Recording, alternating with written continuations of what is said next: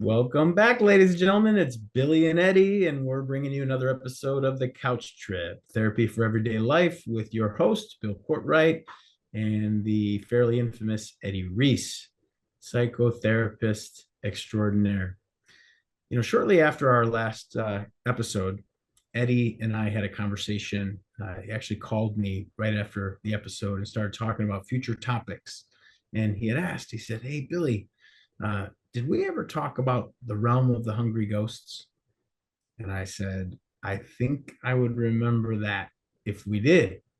So, interesting side note, if you choose to put that into a Google search bar or bring it up over a cup of coffee with Eddie, I promise you the search results as well as the conversation will be extremely captivating. It is a very interesting concept, and I've been looking forward to the recording of this episode since that conversation a few weeks back. So, Eddie, as a way to introduce our viewers and listeners to this concept, how in the world do you describe the realm of the hungry ghosts? Well, it's easier to read you about it to get us going. This is from a book, Thoughts Without a Thinker. Let me do my best. Mm-hmm. Hi. Um, and Mark is a Buddhist psychiatrist. He got it in the and I discovered this a really long time ago, and it was one of those moments of clarity where it was felt like all the puzzle pieces just went into place uh, because this concept relates to so much of uh, what folks struggle with in their lives, and certainly what people come and sit in my office about. Um, it comes from a Buddhist idea of they call the wheel of life, and that wheel looks like a pie chart, and in each slice of the pie is a realm. And from what I understand of Buddhism, the belief is you just go around and around in that wheel of life forever and ever and ever. So there's no end point, which I really like, which is part of my philosophy, that you're not ever going to get a certificate. I tell my clients, how long am I going to be in therapy? Well, you're never going to get a certificate. So you go into the realm and then you have to work your way out of it. And when you do, you go into another one and you just go around and around. So this is the realm of the hungry ghosts. The hungry ghosts are probably the most vividly drawn metaphors in the wheel of life. Phantom-like creatures with withered limbs, grossly bloated bellies, and long, thin necks. The hungry ghosts in many ways represent a fusion of rage and desire. That is a really important element here, a fusion of rage and desire. And I don't, we haven't done a podcast yet, and so this might be the next one we do. What rage is and the difference between rage and anger. Um, it's one of the more important concepts I've come across. I use it all the time. Very quickly, rage is a reaction to feeling hopeless, helpless, and powerless. Right? It's an attempt to overpower. Right? I feel hopeless, helpless, powerless. Therefore, I have to overpower, and that happens when you feel threatened. And that goes back to one of our podcast episodes about anxiety. You feel threatened and I fight. So I'm going to overpower, and I'm going to do that with rage. And rage can be as big as flying an airplane into a building, or it could be as small as rolling your eyes. It's very different from anger because anger is a helpful, hopeful emotion. I don't like this. I want it to be different. I think it can. Rage is hopeless, helpless, powerless. I don't like this. I don't think it's ever going to change. I'm going to destroy it. So if you're filled with a, a desire, all right, I want this. And in the context of our conversation about fantasy and today, I have a desire for something, and it's that fantasy. It's never going to come true. It's impossible. So I'm going to rage now and just destroy. So that's the song, Hey Joe. I shot my old lady down, caught her messing with another man. If I can't change this, I'll destroy it. Okay. So the ghosts represent a fusion of rage and desire. They're tormented by unfulfilled cravings and insatiably demanding of impossible satisfactions. I want the fantasy to come true. Okay. I want the world to behave the way I demand it behave. The hungry ghosts are searching for gratification for old, unfulfilled needs whose time has passed. So my fantasy is that I will get everything I should have gotten by now. And I generally, with my clients, take it back and shortcut this by calling it what you're after is mommy and daddy love. And your version of that, which when you boil it down, I think is this belief that mommy and daddy will be entirely devoted to me and only me, which shows up in our romantic fantasies. I'm the only one, right?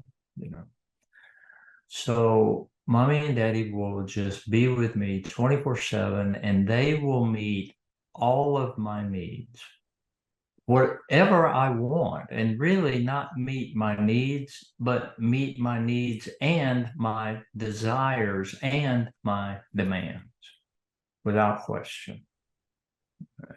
So that's a hungry ghost. That's what a hungry ghost is after. All right.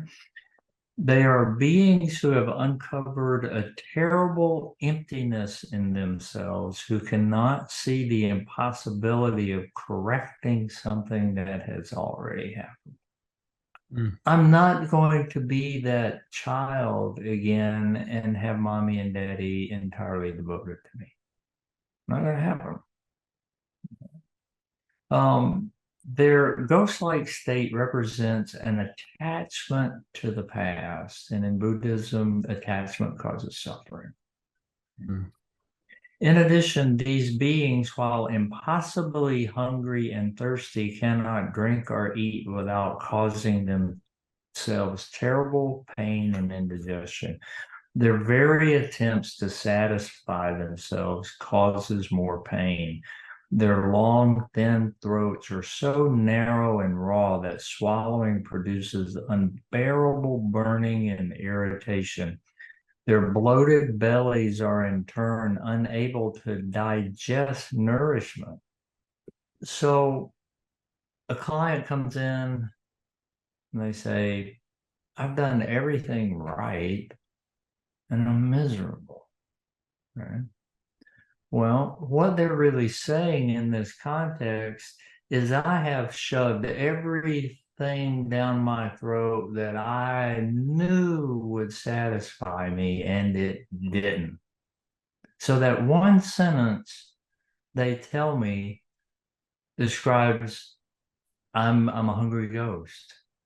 Okay. So the very attempts at gratification only yield a more intense hunger and craving. So I'm going to go buy me something new and I'll feel better, and I do for a while, and then I don't even use it. Okay?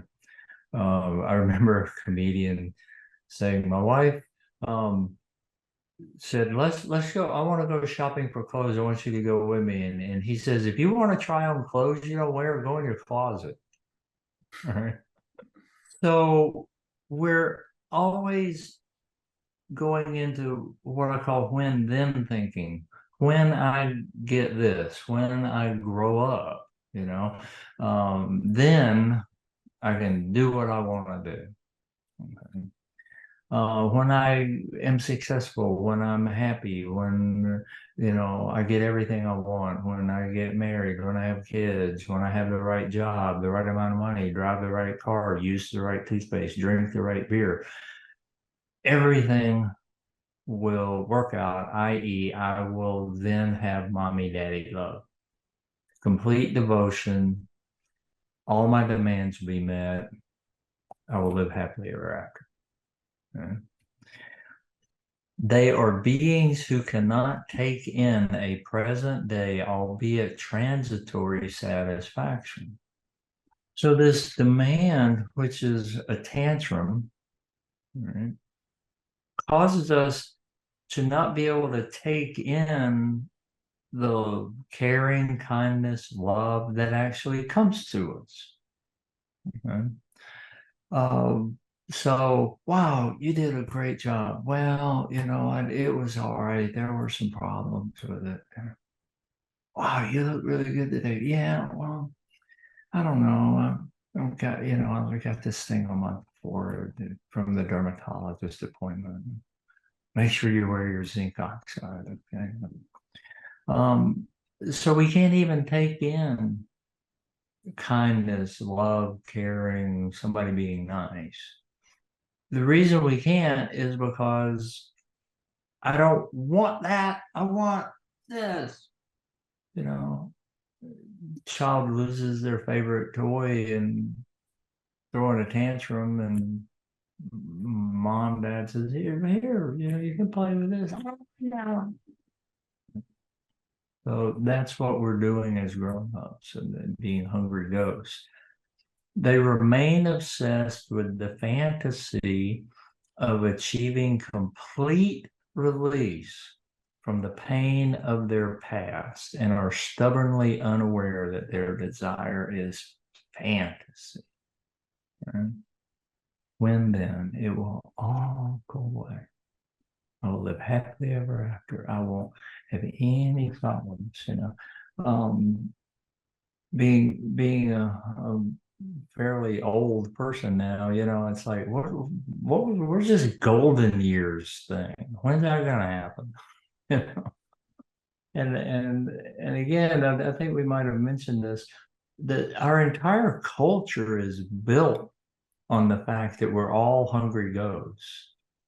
Capitalism just feeds on hungry ghosts. Here's this distraction. Here's this thing. Buy this thing. This is how you be happy. Look at these happy people, look, talk to your doctor, get this drug, you'll be happy. Okay. A complete release, not you'll get a good job, make good money, have a nice home, family, whatever you want, become well known. And then your life will be pretty hard at times. And it'll be easy at times, and it'll be fun at times, and it'll be crappy at times. Right? One of the basic tenets of Buddhism is life's hard. Life's hard. So we want this complete release, not an easing. It's this knowledge that such people are estranged from, for their fantasy must be owned as a fantasy.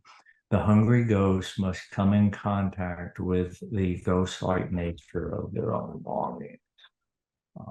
So we're also talking about, as a hungry ghost, dealing with trauma. So therapists help with trauma. We do. I don't really talk much about trauma anymore.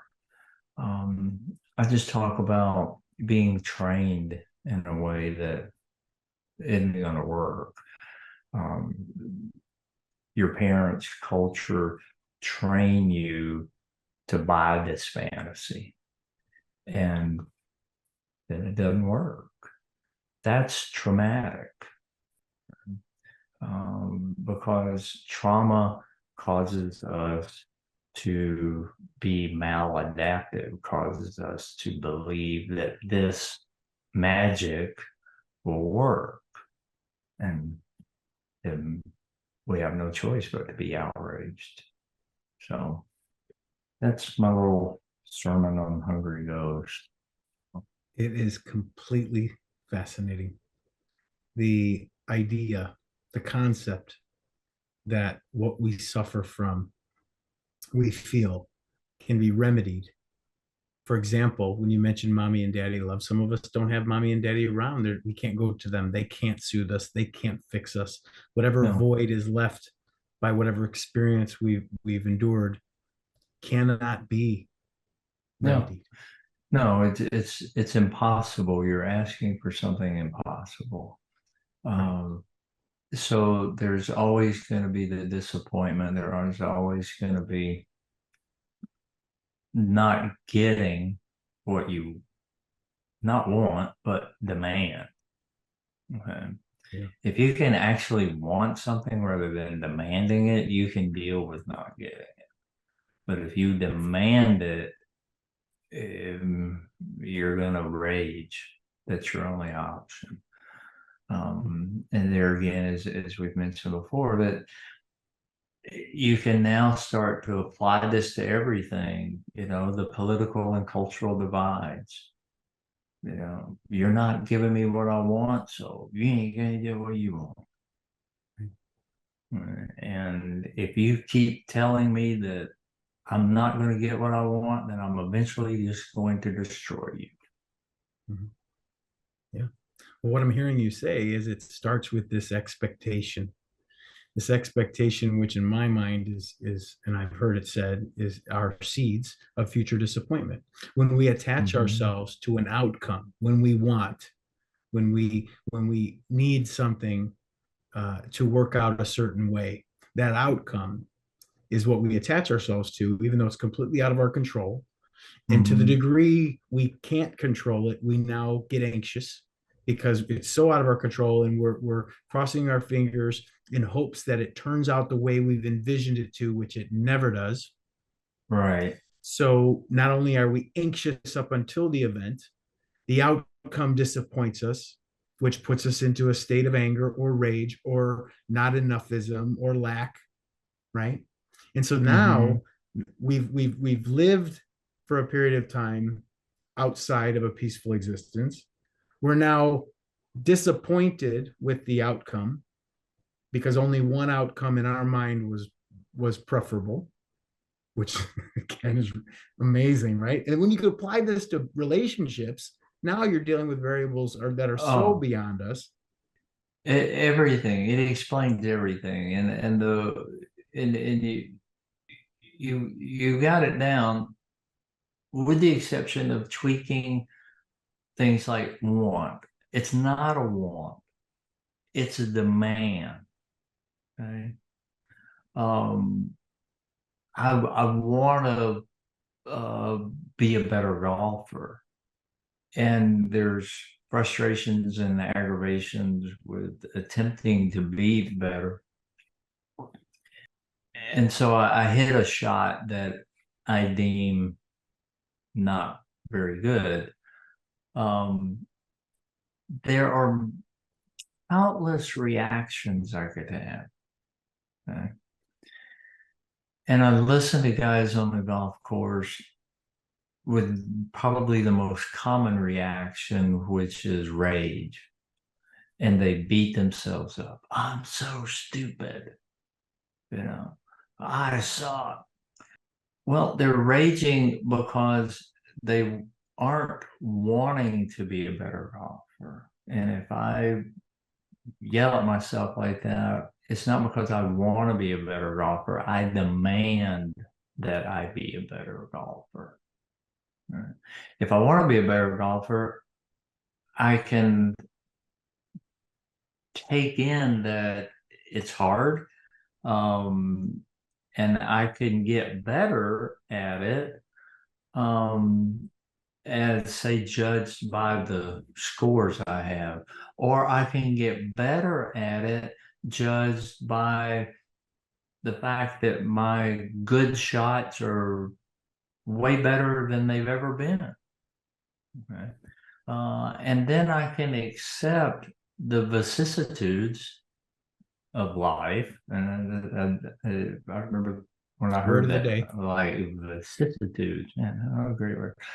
That it's going to be up and down, that I'm going to hit good shots and bad shots. So I've trained myself to react to a shot like that in a number of different ways. You know, if I hit a ball off into the woods, I just wave goodbye, you know, and I might go, oh, I love that ball, you know, or bye, you know, something like that, or Yeah. if I, you know, hit a shot that doesn't go anywhere near the hole, you know, I'll say, boy, this is going to be awesome when I hold this out, you know.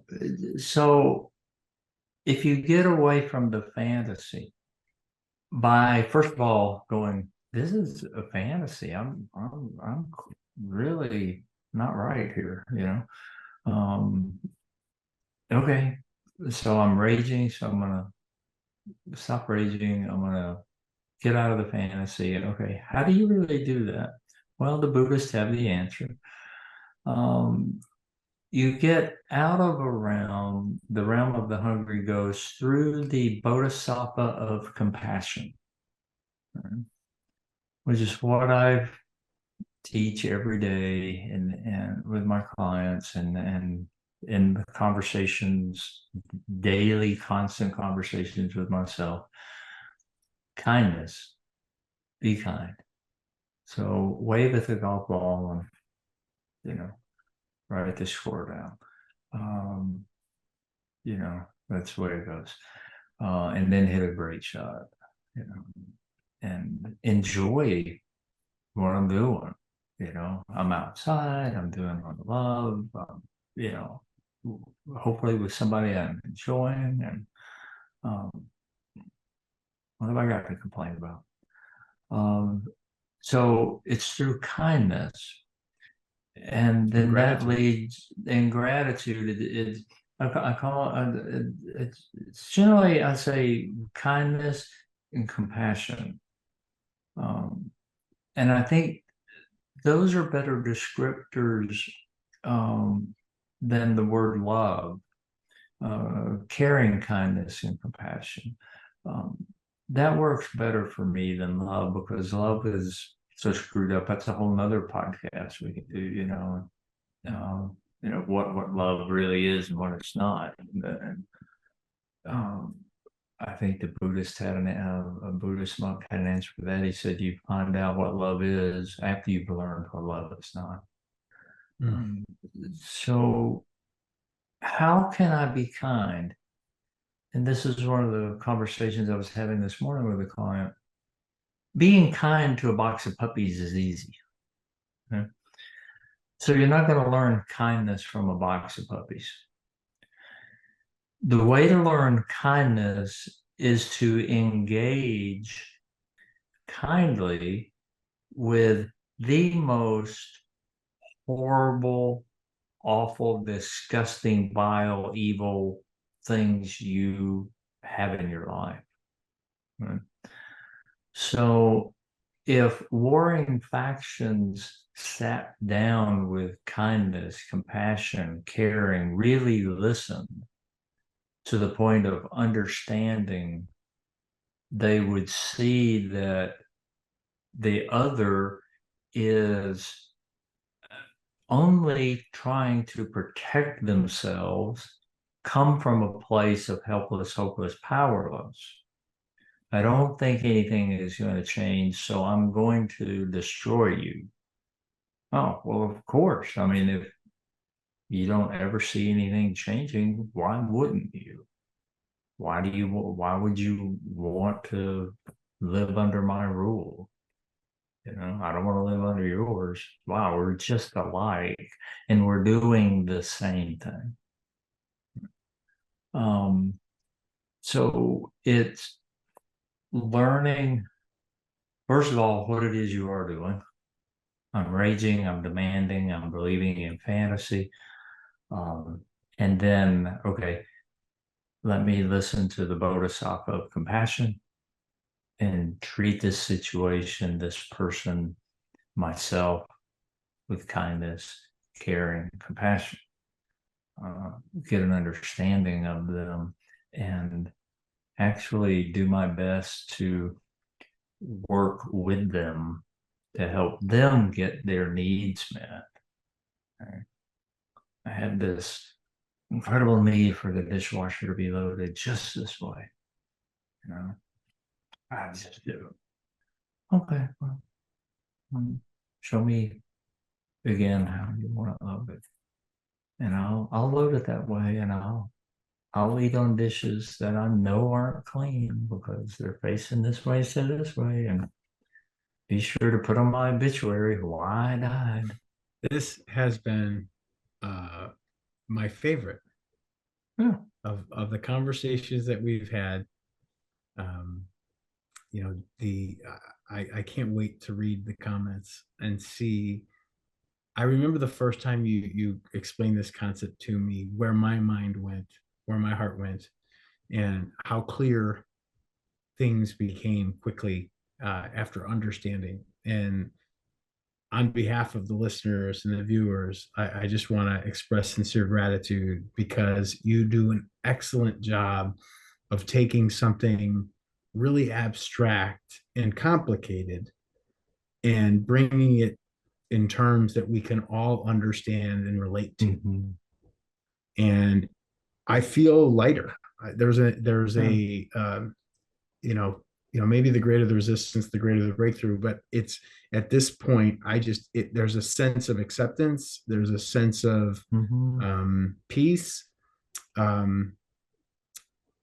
Around certain things that I'm thinking about. And I'm sure as you listen to this or watch this on YouTube, you're probably thinking of relationships or circumstances in your life where hopefully Eddie's explanation of the Buddhist philosophy or concept of the realm of the hungry ghost has offered some clarity or some understanding, because there's a lot of places that we could go as a result of this. Oh, yeah.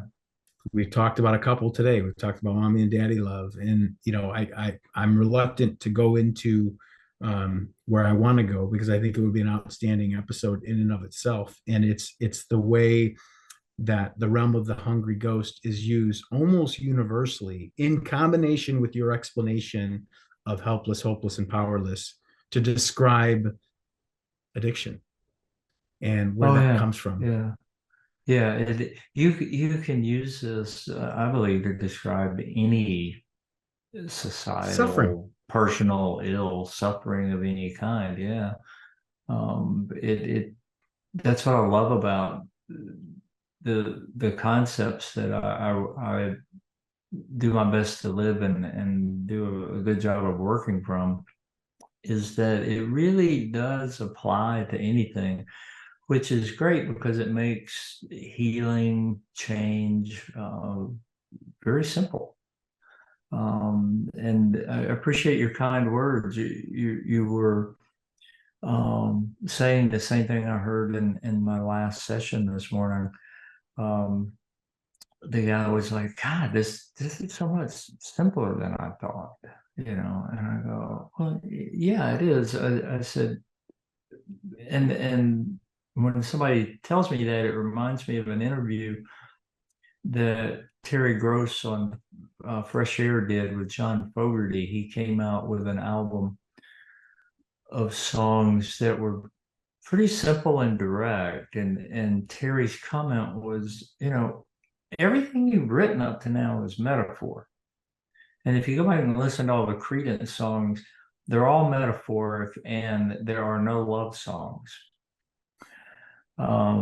Which when I realized that one time, I'm like, oh my God, he's written this many songs that I know and none of them are love songs. That's amazing. Which is a whole nother podcast where you talk about love songs of what love is. But anyway, she said this new album is very direct, and I'm wondering why the change. And he said, because it took me 30 years to learn to write simple. And I remember going, oh man, yeah, I mean that's my journey as a therapist. It's my journey as a person. It's taking something that seems and feels so impossible because it is, and then breaking it down and going, oh, I get it. Yeah, so I appreciate the kind words. I do think that's a talent that I have. Is let's just make this easy. Yeah.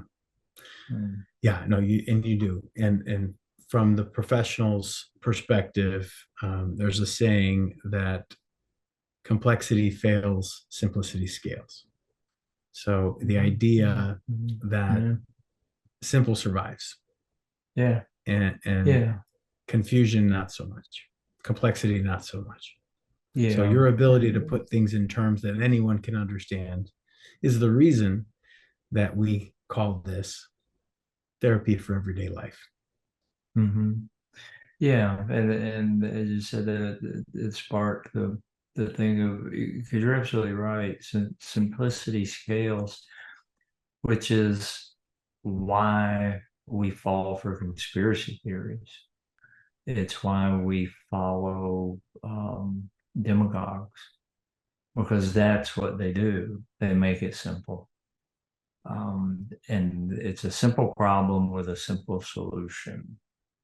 But the solution is always do it my way, follow me, and destroy everything I don't like. Um, so, um, yeah, it's simple. Simple is the way, but be careful because you might fall for a simple fantasy or a simple version of a fantasy to get mommy and daddy love and all your demands be met. Yeah. Well, this was fun. This was enlightening. And as I said, I'm grateful. Hopefully you are too. Ladies and gentlemen, please make sure you like the episode, subscribe to the YouTube channel. Give us your comments and feedback. You know, the comments that we get, the questions that you have, they give us inspiration to record future episodes. It helps us to better deliver these messages, to better speak to the people that are finding it helpful.